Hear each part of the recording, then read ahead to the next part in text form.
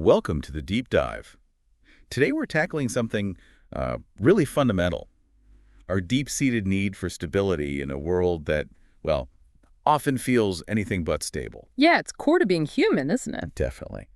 And we're using this really thought-provoking text as our guide, the human algorithm, seeking stability and uncertainty and interdisciplinary analysis through the lens of artificial intelligence. What grabs you right away, I think, is this basic tension the text explores. This, ingrained human desire for things to be predictable, for solid ground, butting up against the simple fact that life itself is just inherently uncertain. It's a paradox we all live with, really. Absolutely. You see it right from the start, don't you? Like a newborn instinctively reaching for a caregiver. That's just pure primal searching for security in a totally new, overwhelming world. And then scale that up. Look at societies building these huge, elaborate systems, laws, governments, belief structures. All trying to create some sense of order, some reliability. Exactly. It's this constant effort, this striving for equilibrium. And the source material pulls from everywhere, which I find fascinating. Oh, yeah. The title isn't kidding about interdisciplinary. It's philosophy, psychology, sociology, economics. And then the hard sciences too, right? Physics, math. Right, plus biology, history, ethics.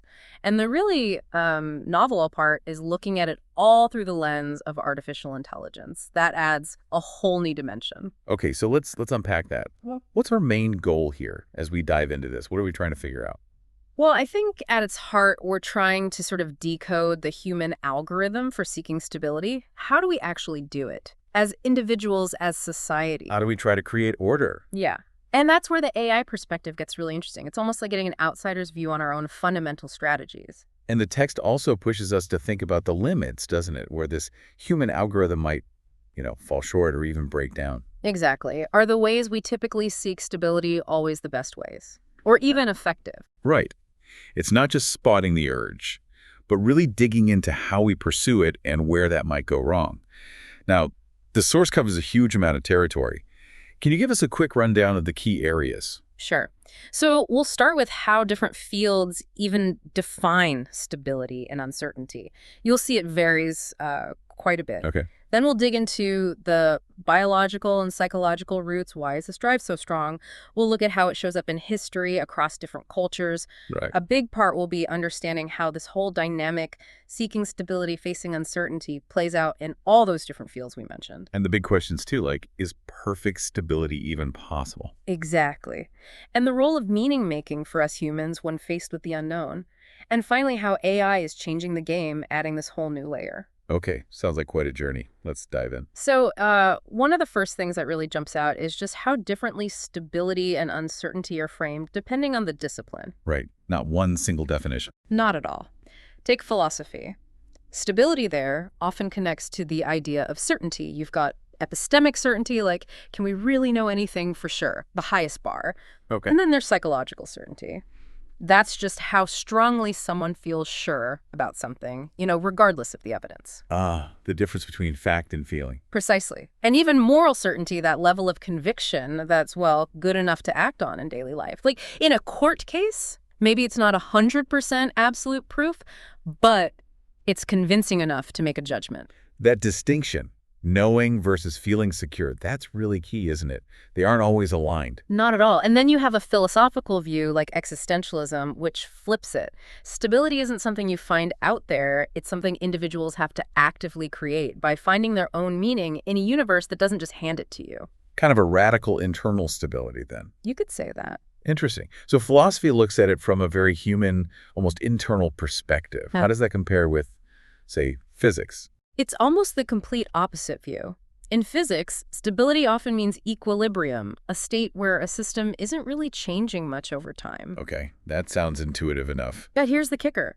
The text points out that in physics, the state of maximum entropy, maximum disorder, maximum randomness is actually the most stable equilibrium state for an isolated system. Whoa, hang on. So what we humans think of as stable order, structure, physics as the most stable state is disorder. For an isolated system, yes, it's a bit mind-bending. It really makes you think about how our own perspective shapes what we even label as stable. It absolutely does. And it highlights that the human quest for stability is this active, ongoing effort to create and maintain order, not just settle into some kind of natural randomness. Okay, so then psychology, where does that fit? Psychology comes back closer to our experience. Stability there is much more about predictability, having a sense of control over your environment.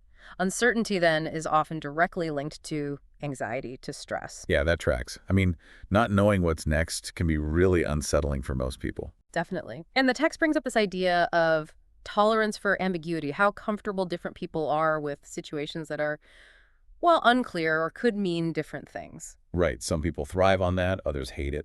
Exactly. Someone with high tolerance might see ambiguity as a challenge, maybe an opportunity. Someone with low tolerance finds it threatening and tries to shut it down, find clarity fast. And that directly shapes how people go about seeking stability. Okay, so we're seeing this range. Philosophical certainty, physical equilibrium, psychological predictability. What about society as a whole? How do groups try to create stability? Yeah, that brings in sociology and economics. Sociologically, societies aim for stability through establishing social order. Think shared norms, values, roles, institutions, the whole structure of our interactions. Like the social contract idea. We agree to follow rules for collective security. That's a big part of it. But the text also brings in the conflict perspective, reminding us that the social order can sometimes just prop up existing power imbalances. Stability for one group might mean instability or oppression for another. That's a really important caveat. What looks stable on the surface might be hiding deep inequalities. And economics, how does it view stability? Generally in economics, stability means a predictable environment. Things like low inflation, steady growth, financial markets you can rely on. Uncertainty, especially unpredictable government policy, is usually seen as bad for investment, bad for the economy overall. Makes sense. Businesses want to know what rules they're playing by. Exactly. And international bodies often stress stable trading conditions for global prosperity. It really seems like across all these fields, there's this common thread of trying to minimize the unknown, right? Whether it's philosophical doubt, physical randomness, psychological anxiety, social chaos, or economic swings. Absolutely. And then the text introduces the AI perspective. This often tackles stability using ideas from system dynamics, control theory. AI systems are built to be reliable, predictable. They use things like feedback loops to maintain balance, stability analysis to see how systems react to shocks. They might even have specific ways to measure stability. The text mentions a stability metric psi, used in software development to gauge how robust code is. What strikes me there is the potential gap between this system-based, often number-driven view of stability an AI might have, and the much more subjective human feeling of being stable. That's a critical point. An AI could optimize a process to minimize errors, right? But that doesn't automatically mean that people involved feel secure or, in control. And that goes right to the heart of AI alignment challenges. How do we make sure these increasingly smart systems act in ways that actually align with human well-being and values? Yeah. Optimizing for one kind of stability could totally undermine another kind that's way more important to us humans. Exactly. Okay, so we've kind of mapped out these different lenses on stability and uncertainty. Now let's get to the core of it. Why? Why are we so driven to find stability in the first place? Well, the text argues pretty strongly that it's baked into our biology and psychology, shaped by, millions of years of evolution. Survival instinct, basically. Pretty much. From an evolutionary angle, preferring predictable environments and being wary of unnecessary risks would have seriously boosted our ancestors' survival chances. Being able to spot threats, recognize patterns, that was crucial. Makes total sense. If you're always caught off guard, you're probably not going to last long. Exactly. And our brains evolved these really sophisticated threat detection systems because of it. The text even mentions a kind of biological preparedness. We seem pre-wired to fear things that were consistent dangers way back when, like snakes or heights. So that general unease we feel when things are unpredictable. Yeah. That could just be an echo of ancient survival alarms going off. It seems very likely, yeah. And this evolutionary view can also explain some weird behaviors, like loss aversion. Where losing something hurts way more than gaining the same thing feels good. Exactly. It's well documented. For early humans living near the edge, losing vital resources could have been catastrophic. So an intense aversion to loss makes sense. Right. But the text adds a nice nuance here. These drives aren't always set in stone. For instance, the drive to find a mate can sometimes push people, especially males, the text suggests, to take more risks, overriding that loss aversion to impress potential partners. Huh. That's really interesting. So even this seemingly bedrock drive for stability can get sidelined by other strong motivations, depending on the situation. Precisely. Context matters. And biologically, this stability drive is mirrored inside our bodies, too. Think homeostasis. Keeping everything balanced internally, right? Temperature, blood sugar. Exactly. Our bodies are amazing at maintaining a stable internal environment despite what's going on outside. Disrupt that and you get illness. So our bodies are constantly working backstage to keep things steady. They are. And then there's our stress response system, the HPA axis. That's hypothalamic pituitary adrenal axis. It kicks in to help us deal with perceived threats and get back to equilibrium. The fight or flight system. Part of it, yeah. The problem is when this system is switched on all the time because of chronic stress or constant uncertainty, that ongoing state of alert really takes a toll on long-term health. So the very system meant to help us achieve short-term stability can end up harming us if it's overworked. That's the paradox. And this is where resilience comes in our ability to bounce back from tough times. Right. Resilience isn't just about avoiding stress. It involves complex brain processes that help us manage our stress response and recover. It's shaped by both our genes and our experiences.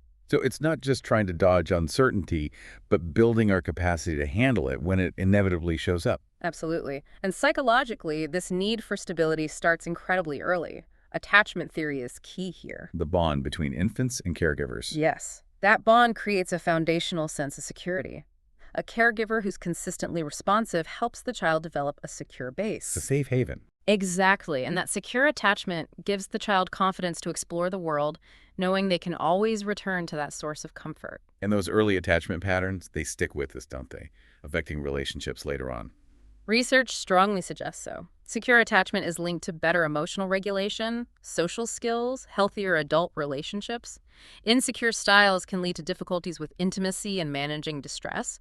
So those first experiences of stability, or lack thereof, really do cast a long shadow. It's amazing how deep these roots go. Evolution, biology, earliest childhood. And it seems our own minds or cognitive processes also conspire to seek certainty. Oh, definitely. Our thinking is riddled with biases, mental shortcuts that often favor certainty and prop up what we already believe. Like wishful thinking. Sort of. Think about the illusion of control. We tend to overestimate how much influence we have, even over random stuff. Or confirmation bias. We actively look for and favor info that confirms our existing beliefs. So we're almost wired to see the world as more predictable than it is.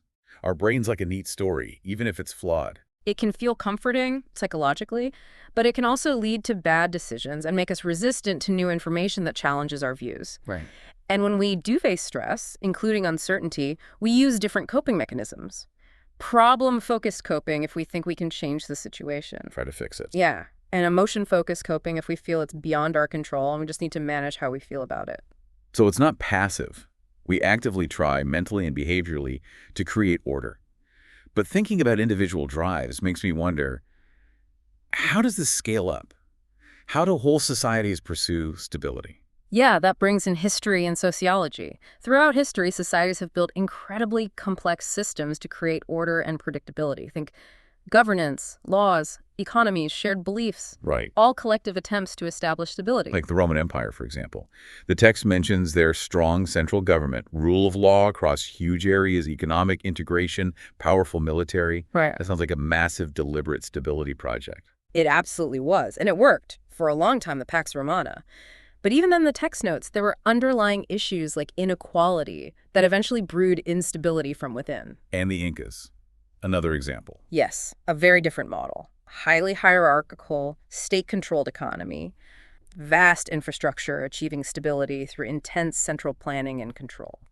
So these examples show societies seeking stability through strong leadership, clear rules, economic means, a common identity. Yeah.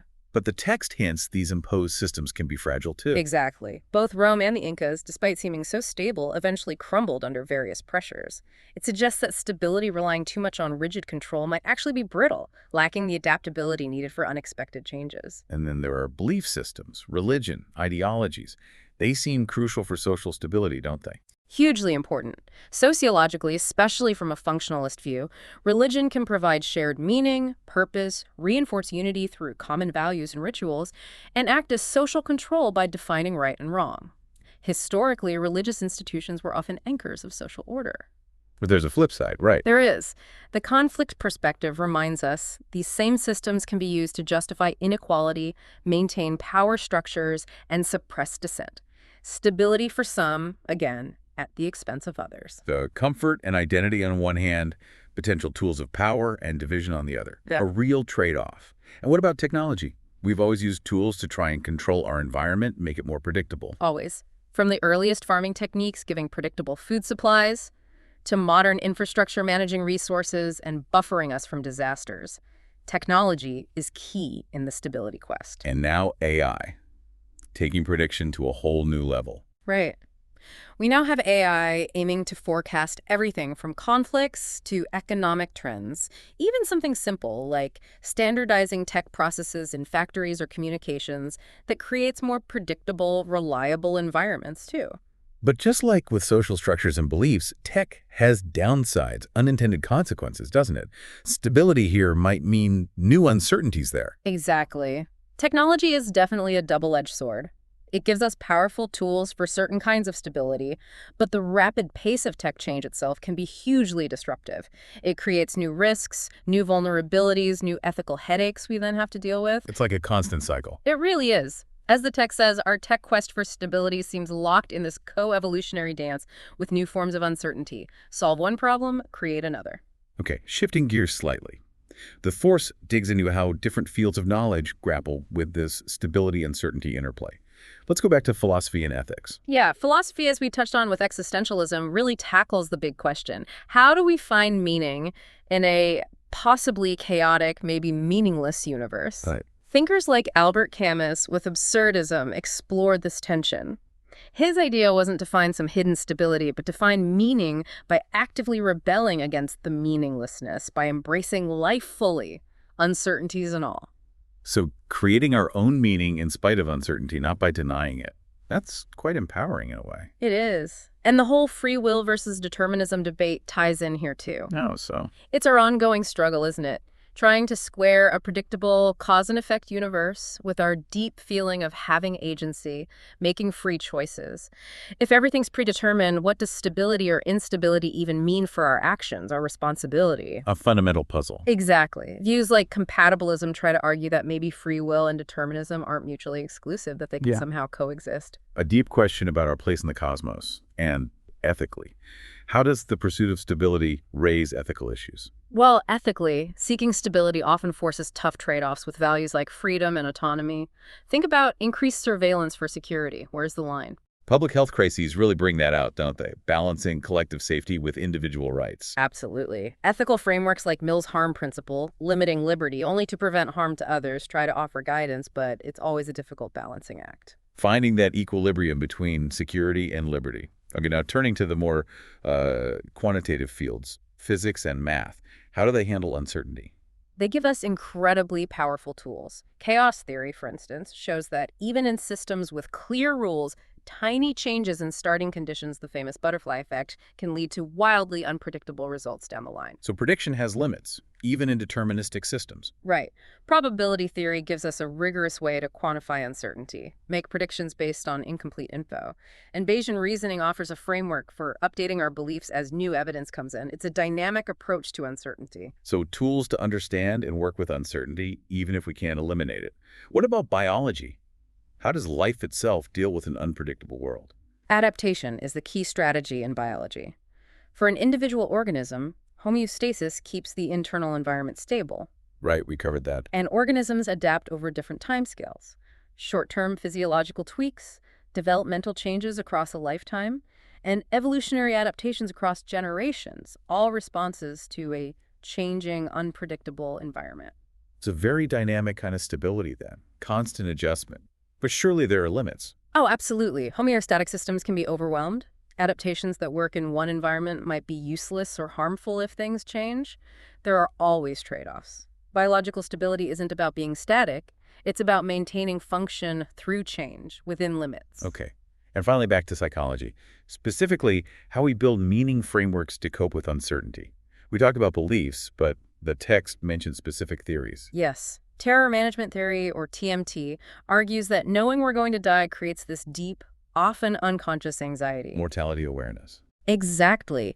And we manage that fear by investing in cultural worldviews, shared beliefs, values, practices that give us a sense of meaning, order, permanence, making us feel part of something lasting. Studies show that reminding people of death actually strengthens their grip on these cultural beliefs. So our cultures provide these narratives that help us feel significant, even knowing our time is limited. That's the idea.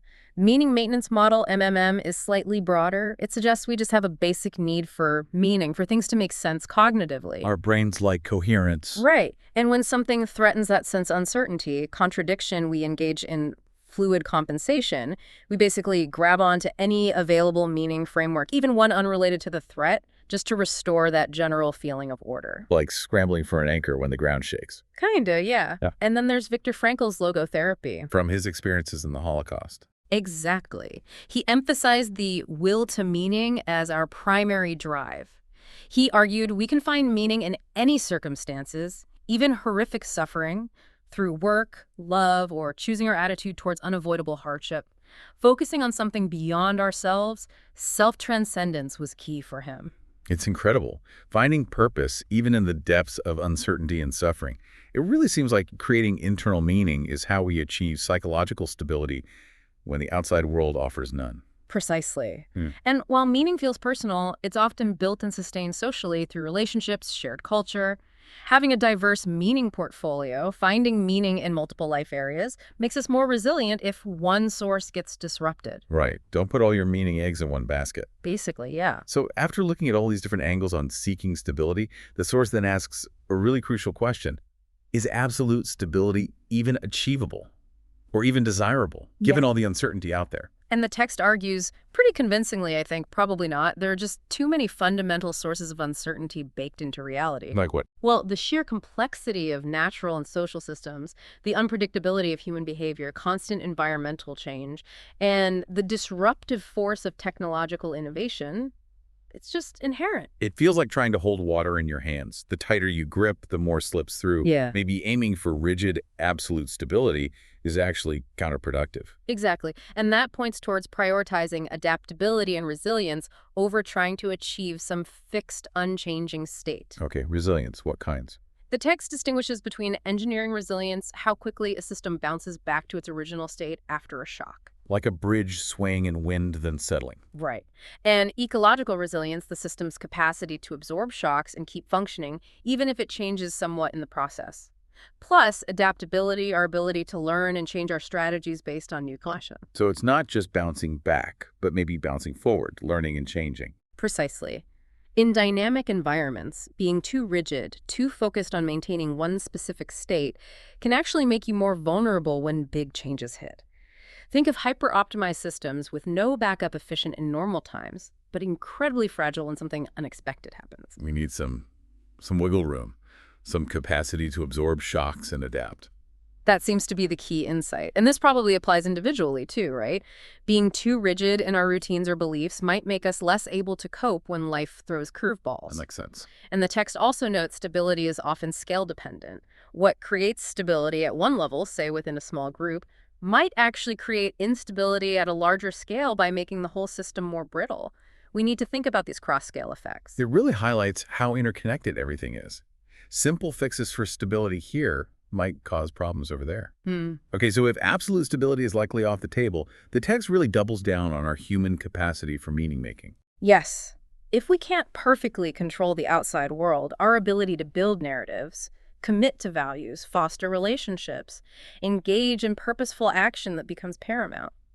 It's how we find subjective stability, a sense of coherence, even when things feel chaotic externally. Creating our own internal anchors in the storm. That's a good way to put it. And those anchors can be so many things. Our personal stories, our core principles, our connections with people, the work or creative things that give us purpose. Exactly. And as Frankel showed, this meaning-making can even help us cope with suffering and loss. We can choose our attitude, find significance even in dark times. And again, while meaning is personal, it's often nurtured socially through community and shared culture. We are social animals, after all. Our connections and sense of belonging are huge stabilizers. So actively cultivating that diverse meaning portfolio seems like a smart move for navigating an uncertain world. Absolutely. Relying on multiple sources makes us much more resilient if one area gets hit. Now, the final piece, maybe the most forward-looking part of this deep dive, is AI. How does artificial intelligence fit into this ancient human quest for stability? Right, this is where it gets really contemporary. AI seems to offer amazing potential for understanding complex systems, maybe predicting things on a scale way beyond us. Sure. It can analyze vast data, spot subtle patterns we'd miss. This could help model things like climate change, pandemics, economic trends, potentially leading to better predictions. Like the GEARD project mentioned in the text, trying to predict conflicts using AI. That's a prime example. This enhanced prediction could lead to better risk assessment, maybe more informed decisions from individuals up to governments. AI can also run complex simulations, letting us test out different strategies for managing uncertainty before implementing them. So AI as an enhanced foresight tool, potentially reducing some external uncertainty. But it can also actively intervene to boost stability, can't it? Indeed. AI algorithms can optimize complex infrastructure, energy grids, transport, supply chains, making them more stable and efficient. Okay. It could offer personalized support too, like in mental health or education, adapting in real time. And AI can monitor critical systems constantly, looking for early warnings of instability, allowing for proactive fixes. It's like having a superpowered manager for complex systems, spotting problems before they blow up. But the text raises some big red flags too as we rely more on AI. Huge ones. AI alignment is critical. As AI gets more powerful and autonomous, how do we ensure its goals stay aligned with human values? Optimizing for the wrong thing could be disastrous. Yeah. Ethical governance is also crucial, especially when AI is used for prediction, surveillance, control. We have to tackle bias in algorithms, protect privacy, maintain human autonomy. It's a minefield. And what about us? If AI does more of the decision-making, the problem-solving, cut our own skills atrophy, our own ability to navigate uncertainty. That's a very real worry. Over-reliance could erode our own resilience, maybe even our ability to find meaning through overcoming challenges ourselves. And the text mentions the risk of algorithmic stability bias. Meaning AI trained on past data might just reinforce existing patterns, including inequalities, and it might be completely useless or brittle when faced with truly new situations outside its training data. So AI offers powerful tools for some kinds of stability, but it also brings new uncertainties, massive ethical challenges. It's definitely not a simple fix for our stability quest. Not at all. It's a powerful amplifier, yes, but we need immense wisdom and foresight in how we use it. It might even force us to fundamentally rethink what kind of stability we actually want in the 21st century. Maybe the focus needs to shift. Shift how? Perhaps more towards cultivating our internal resilience, enhancing our uniquely human meaning-making skills, leveraging our strengths for navigating complexity rather than just trying to control everything externally. That's a really powerful thought.